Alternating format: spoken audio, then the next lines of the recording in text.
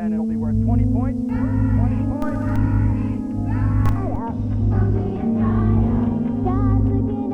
No doubt I'll have a picture on the front page of every newspaper in the country, right, Ron?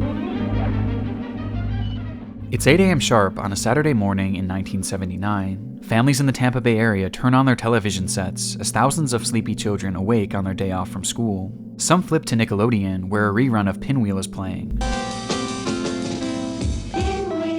Some flip to ABC, where they would catch the final episode of a short-lived TV series called Fangface. However, that morning, others would opt for a more virtuous wake-up call, flipping the station instead to Channel 22, or the Christian Television Network, where a new show was opening the day's slate. A show called Joy Junction is the place to be. Joy for you and me. The show Joy Junction quickly found its place in the hearts of viewers, with kids immediately connecting with the quirky characters and silly games. Their Christian parents, too, found solace in the show's themes and non-offensive stories, creating a program that could be experienced together as a whole family.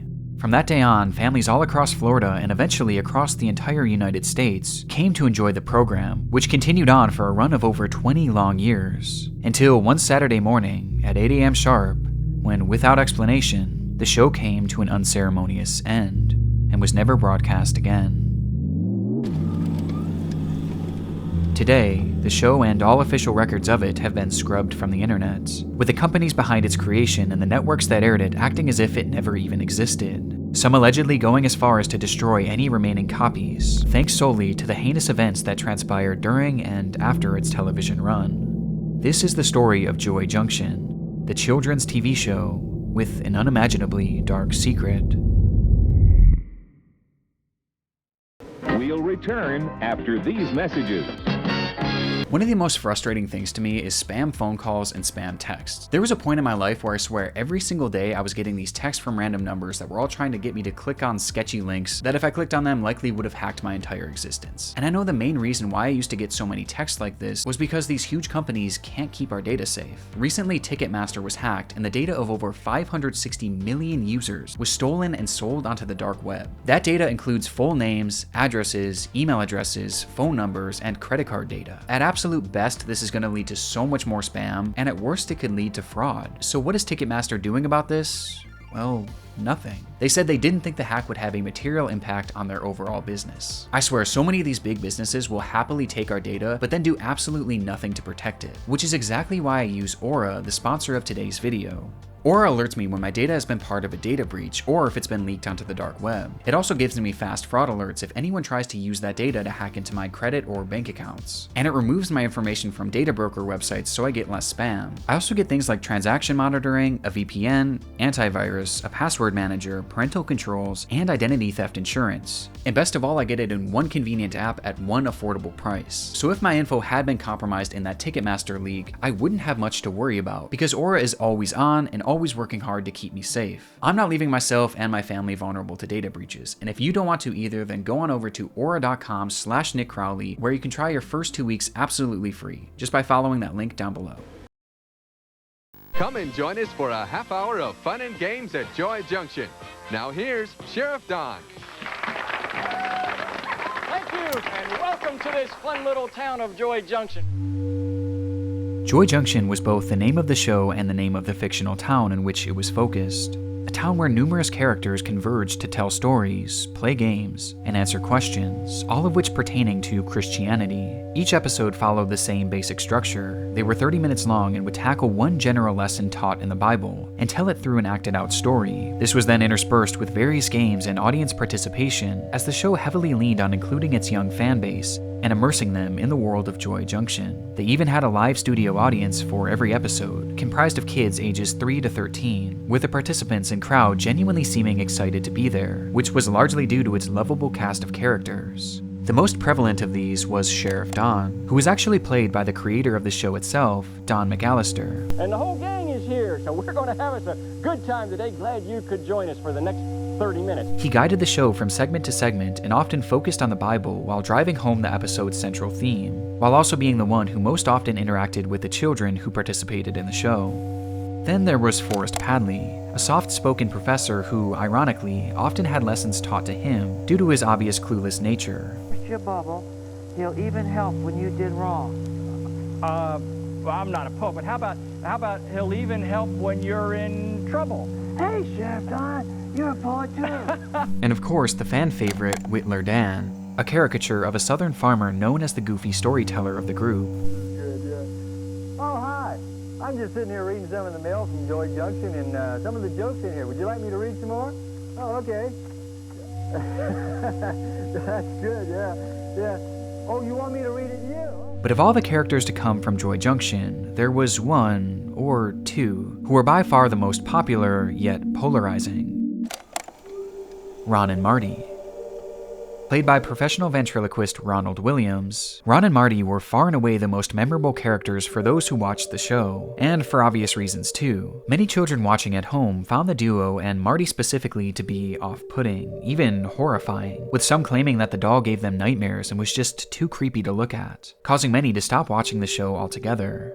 But despite this, others found the duo to be hilarious and entertaining, tuning in week after week just to see them perform. For the viewers, it was a love or hate relationship with Ron and Marty. But even so, it was impossible to dismiss their impact on the show. They appear in every single episode that we have available today, and they were often tasked with teaching the children some of the series' most important lessons. Lessons like not to cuss. It seems like I'm hearing a lot of swear words. All the kids are using swear words these days. And I'm afraid one of them's going to slip out of my mouth. First of all, why don't you try immediately praying and asking the Lord to take those bad words and thoughts out of your mind? Say, that's a good idea. Practicing self-control. Self-control? Oh, well, I don't think my self-control works. It must be broken.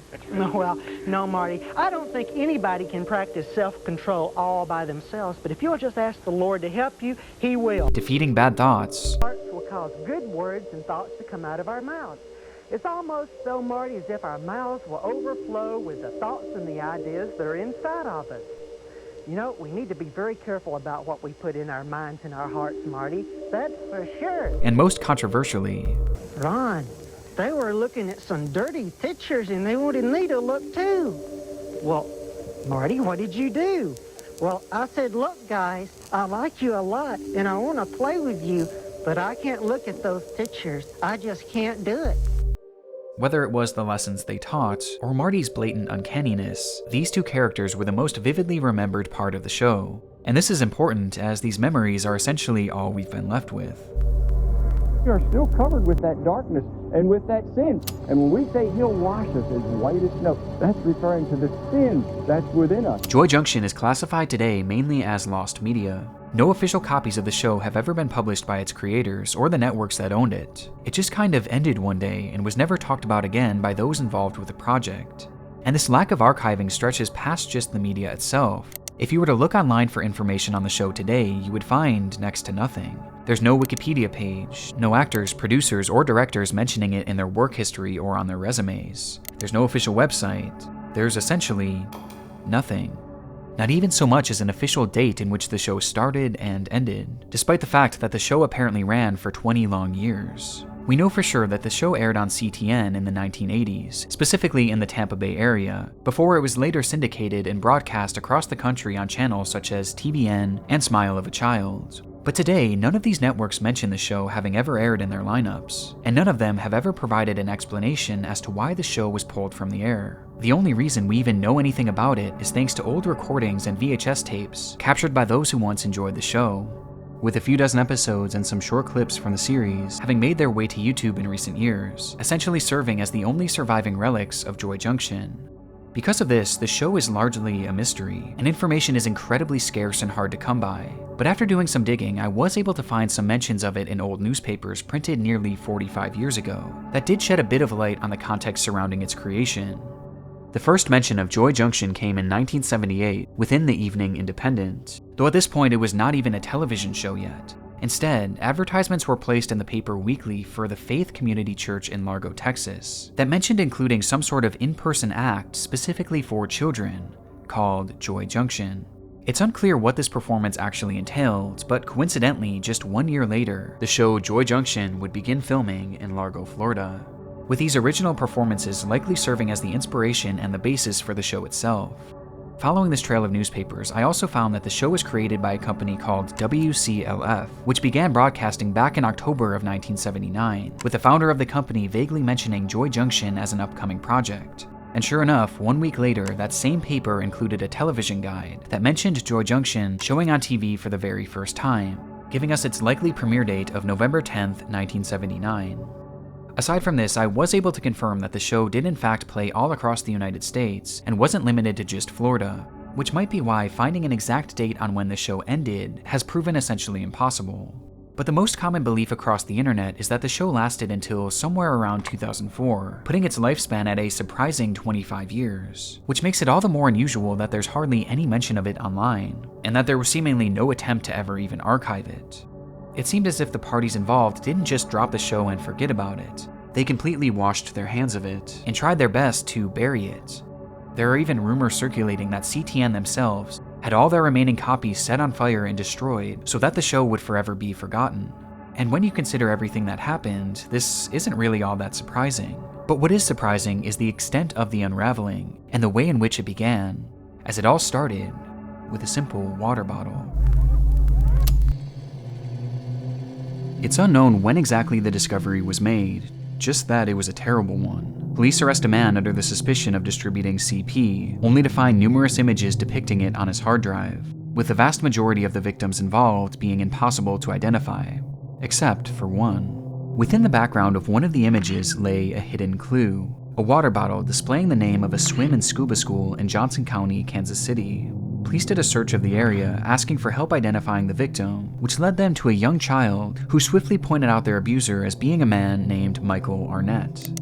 Michael was immediately arrested, after which the true extent of his crime would be uncovered on his home computers. They contained countless photographs and videos depicting the same disturbing material, including a great deal that was produced by Michael himself. The contents of these images are genuinely some of the most appalling I've ever heard described, though we'll get more into that later, because there is something more relevant to this video that they found on his device. It was a lengthy online chat history with a man named Ronald Brown.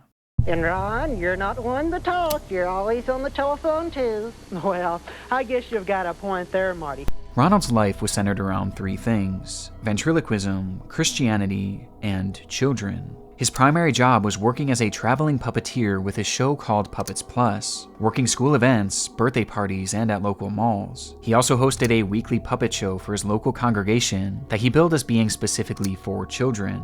And of course, he had his role on Joy Junction. Every aspect of his life brought him in close proximity to children. And as it turns out, there were several undisclosed incidents that raised serious red flags about this. The first incident occurred in 1998, at a time when Joy Junction was still believed to be in circulation across TV stations. Brown was driving home late one evening when a police officer pulled him over for speeding. The officer shined his light in the car as Ronald reached for his documents, only for his light to catch something unusual stuck between the seat cushions. It was underwear. Children's underwear. Despite the alarming nature of this, Ronald would end up convincing the officer that nothing strange was going on, claiming that the old pair of briefs merely belonged to his puppet, Marty. That night, Ronald was allowed to drive away without further questioning. Though things get stranger from here. Around the time of this encounter, Ronald had been living in a home conveniently located less than a block away from a popular playground. And upon moving into this home, neighbors began to complain of Ronald's relationship with young children in the area. Every Wednesday, kids from around the block would ride their scooters and their bikes over to his house for free pizza. The group would eventually emerge from the home, and Ronald would drive them in his van to a nearby church, where he would supposedly perform his ventriloquism.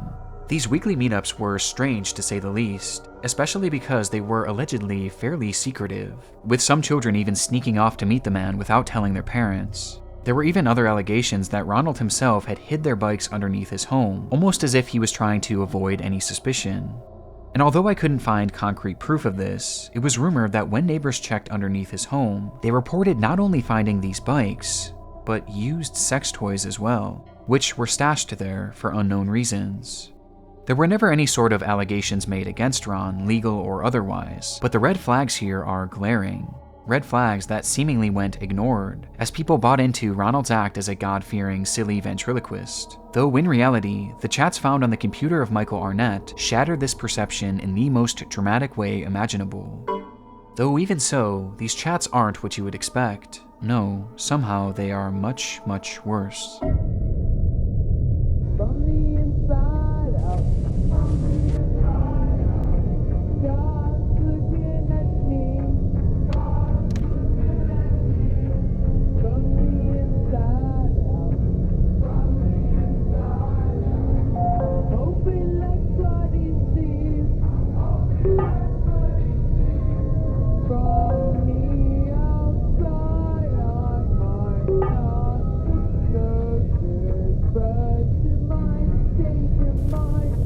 If only you could see me from the inside out.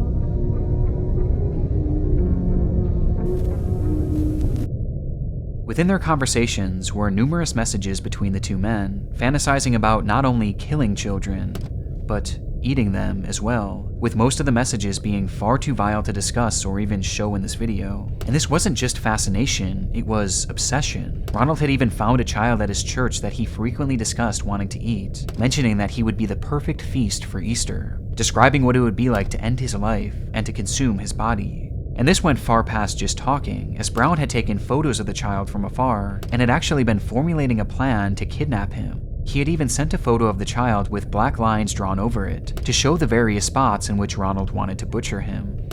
This was all supported by his friend Michael too, who himself claimed to have eaten multiple children, with a man even sending a photo of a 2-year-old girl that was seen inside of a pot, inside of an oven. And this wasn't the end of the shocking discoveries either, as things were made even worse upon investigators searching into Ronald's username, UE-Lime. In doing so, they discovered an account on a website called cutedeadguys.net, which was and is a forum for sharing images of the dead between those who fetishize corpses. And within his account, Ronald stated that he was one of these people too, admitting that he loved the sight of dead boys ever since he was a young man. And he wasn't lying either. Upon these revelations, Ronald's home was raided, where police would find over 200 images containing CP, which didn't even include the hundreds of others showing tied up children, children being abused, and children that appeared to be dead. Along with this, police also found a blow-up sex doll in the home that was dressed in little boy's clothing, and inside one of his sock drawers was another hard drive with images of countless dead children, as well as a single flyer for a missing child in the area. He also had hundreds of images of a young boy named Andrew, who had attended Brown's church and youth group, with the boy having died of a brain tumor years before. Photos that showed the boy's slow physical decline, all the way until his memorial service. You know, Ron, you have to invite Jesus Christ to come into your heart and ask him to forgive you of your sin. Upon his arrest, Ronald Brown admitted to everything. He truly did want to eat the child he had been eyeing up at his church, along with many others over the years. Though after saying this, he claimed that he would never actually have carried through with it, and that Michael and him were merely role-playing. This is heavily debated to this day, as technically there isn't proof that any of these delusions spilled over to the real world. But that's only what we know of, and considering the large quantity of CP in his home, the self-admitted obsession with dead little boys, and the actual plans he had to kidnap and eat a child, it seemed clear that it was only a matter of time before he finally followed through with his desires. For Ronald, there was no defense, and because of this, the judge handed down a sentence of 20 years in 2014, which would wind up becoming a life sentence, as it appears he passed away sometime in 2020, well before his scheduled release. This discovery changed the entire context surrounding Joy Junction, the wholesome TV show beloved by children all across the country, only for one of its main stars to be outed as a predator of the most disturbing caliber. But there was one last discovery made by law enforcement in Ronald's case that makes the show that much more chilling. During the raid on Ronald's home, officers found a collection of journals that Ronald wrote in daily, where he obsessively discussed young boys that he had been coming into contact with, highlighting his desire to know what it was like to kill them and to know how they taste. These journals, to my knowledge, have never been released to the public, but the thing I find most interesting about this is the date at which these journals started.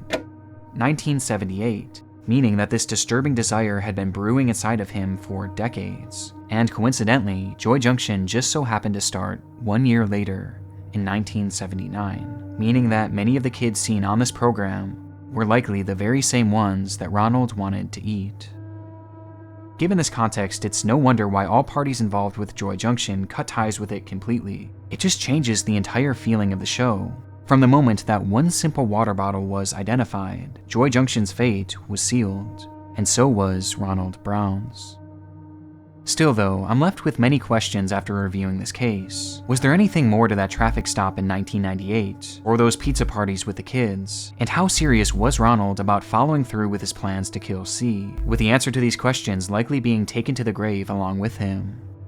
But what I find so fascinating about this case is that the fallout of the raid on Michael Arnett's home is still being felt to this very day. Honest devices weren't just chats from Ronald Brown. In fact, there were hundreds of other predators, with officers going on to arrest many of them, some of whom are still in the process of being tried and sentenced. And when reading into some of these other cases involving Michael, it's evident just how serious these people were about their dark cravings. One of these men was even recently caught having built an entire bunker equipped with torture tools in preparation for his first victim, which he planned to share with Michael. On top of all the CP distribution, these fantasies about killing children weren't just roleplay. These were very real thoughts and very real plans. But the one small bright spot of this case is that the 2-year-old girl that Michael had photographed in his oven, thankfully was found alive and well, and he too never got to carry through with eating a child, at least that we know, but his physical abuse against them was in fact very real, and as were his desires that him and Ronald likely would have acted on had this entire ring never been exposed.